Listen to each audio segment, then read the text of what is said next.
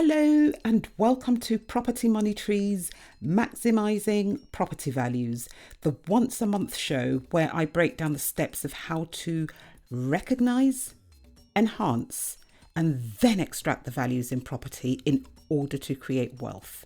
Would you like to find out how you can benefit from the steps of maximising property values? This is even if you don't own a property yet or have a deposit. If that's a yes, then you're in the right place to find out. My name is Patricia Faber, and although many know me for my work as a solicitor, on this show you will be getting the benefit of my 30 plus years worth of experience of maximising property values, experience which has given me a net worth in millions. So who might benefit from listening to this show? Literally anyone with an interest in creating property wealth. Welcome back. So this month it's going to be short, it's going to be sweet, because all I want to do is to get people to start thinking about their own circumstances, and hopefully that will help people plan and be able to do the best for them in the buy-to-let market or property investment market in 2022 and beyond. So if you're buying in London, what sort of yields would you be expecting to get?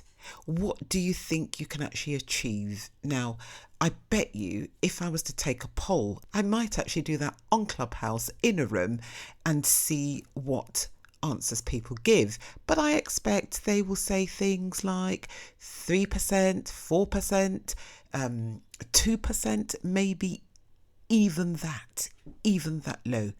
But in reality, how much can you actually get?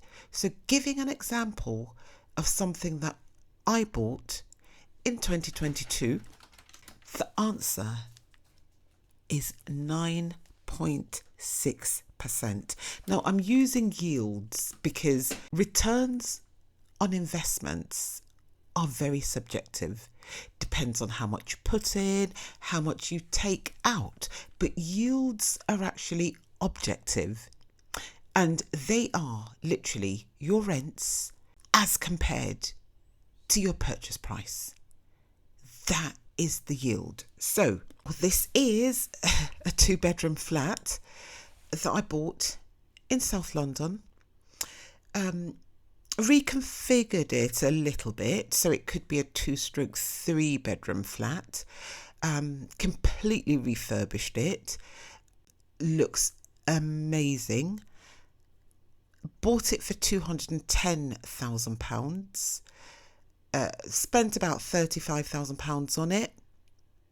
Rent's just agreed at £16.80 per month. If you work those figures out, that's why I said this is going to be short, it's going to be sweet, it's going to be simple. 1680 times 12 divided by your 210. 1680 times 12 is £20,160. Divide that by £210,000 times 100, because we're working in percentages, and we get 9.6. This is in London. 9.6. So it doesn't matter where you are. What matters is that you buy right.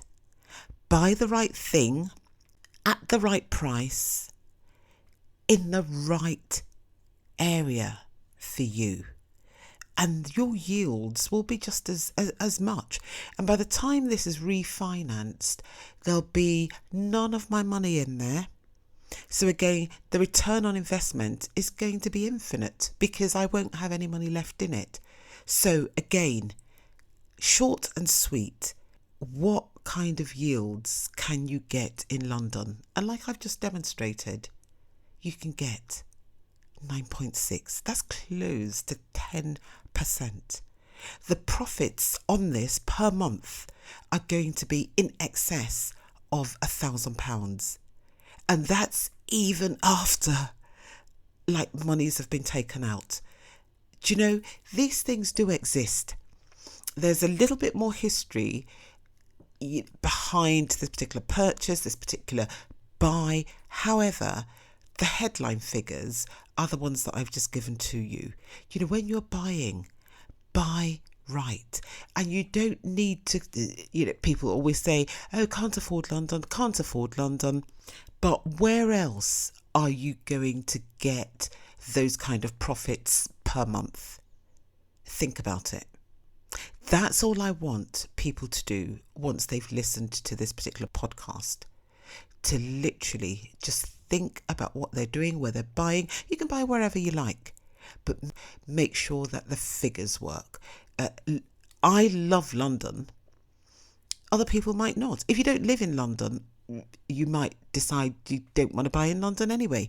And I'm not actually doing this to say buy in London. I'm recording this particular podcast to let people know that they don't have to leave London because people say to them the yields have disappeared. People say to them buy-to-let is dead in London. People say to them buy-to-let is dead, period. Buy-to-let may well be dying. Buy-to-let may well not be the right thing for you. However, if the only things that you're thinking about are your returns, this is to help you realise that the returns are still there. It can still be profitable if you do it